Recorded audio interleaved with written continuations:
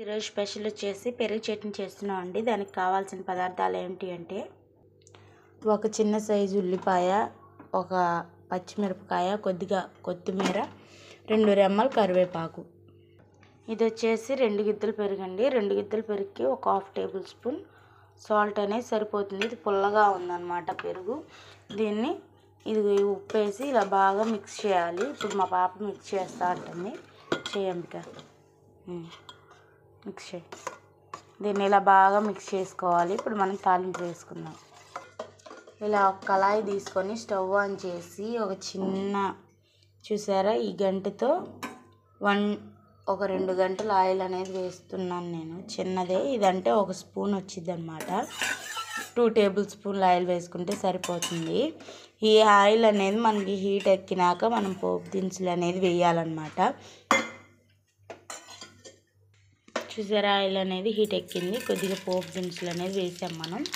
ఇప్పుడు దీంట్లోకి కొద్దిగా జీలకర్ర వేయాలి. ఒక 1/2 టేబుల్ స్పూన్ వచ్చేసి జీలకర్ర అనేది యాడ్ చేస్తాం. ఇప్పుడు మొత్తం మిక్స్ అయ్యే విధంగా ఒకసారి కలపాలి.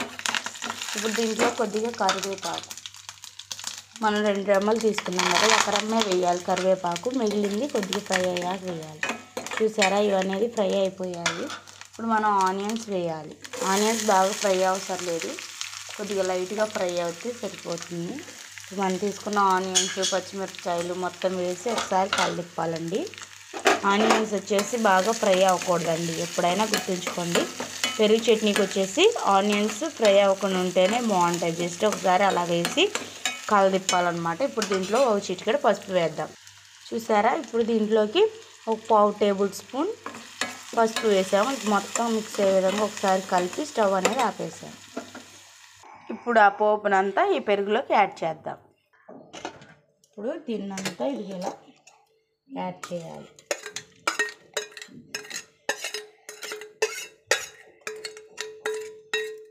ఇప్పుడు ఇలా యాడ్ చేసాం కదా మనం ముందుగా కట్ చేసి పెట్టుకున్న కొత్తిమీర, మనం కొద్దిగా వేసాం కదండి కరివేపాకు, ఆ కరివేపాకు కూడా ఇప్పుడు దీంట్లో వేసి మొత్తం మిక్స్ అయ్యే విధంగా మిక్స్ చేయాలి.